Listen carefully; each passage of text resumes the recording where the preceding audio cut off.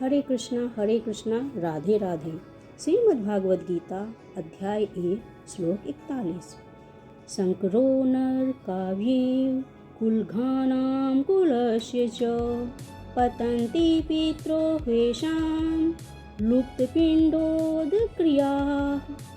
अवांछित संतानों की वृद्धि से निश्चय ही परिवार के लिए तथा पारिवारिक परंपरा को विनष्ट करने वालों के लिए नारकीय जीवन उत्पन्न होता है।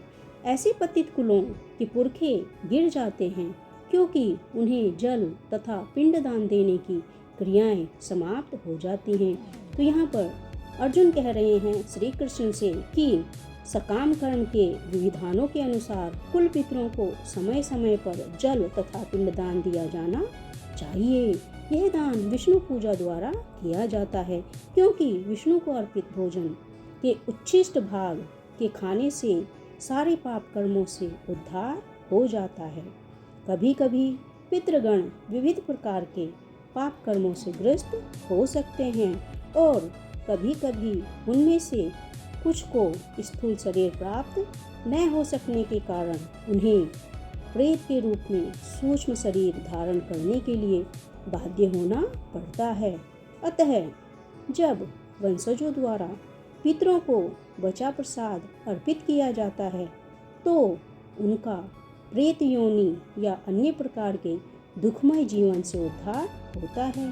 पितरों को इस तरह की सहायता पहुंचाना कुल परंपरा है और जो लोग भक्ति का जीवन यापन नहीं करते उन्हें ये अनुष्ठान करना चाहिए और अनुष्ठान करने होते हैं। केवल भक्ति करने से मनुष्य सैकड़ों क्या हजारों पितरों को ऐसे संकटों से उबार सकता है।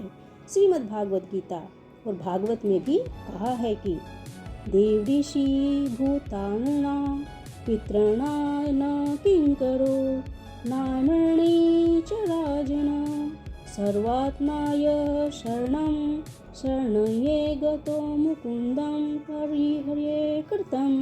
अर्थात कहने का तात्पर्य है जो पुरुष अन्य समस्त कर्तव्यों को त्याग कर मुक्ति के दाता मुकुंद के चरण कमलों की शरण ग्रहण करता है और इस पथ पर गंभीरता पूर्वक चलता है, वह देवताओं, मुनियों, सामान्य जीवों, स्वजनों, मनुष्यों या पितरों के प्रति अपने कर्तव्य या ऋण से मुक्त हो जाता है। श्री भगवान की सेवा करने से ऐसे दायित्व अपने आप पूरे हो जाते हैं। तो यहाँ पर श्री कृष्ण अर्जुन को समझा रहे हैं कि हमें सदैव अपने पितरों की सेवा करनी चाहिए और पितरों की सेवा करने के लिए विष्णु जी की पूजा और दान किया जाता है क्योंकि विष्णु को अर्पित भोजन सीधे हमारे पितरों को प्राप्त होता है। तो इस प्रकार से श्लोक का अर्थ है। आशा करती श्लोक पसंद आएगा।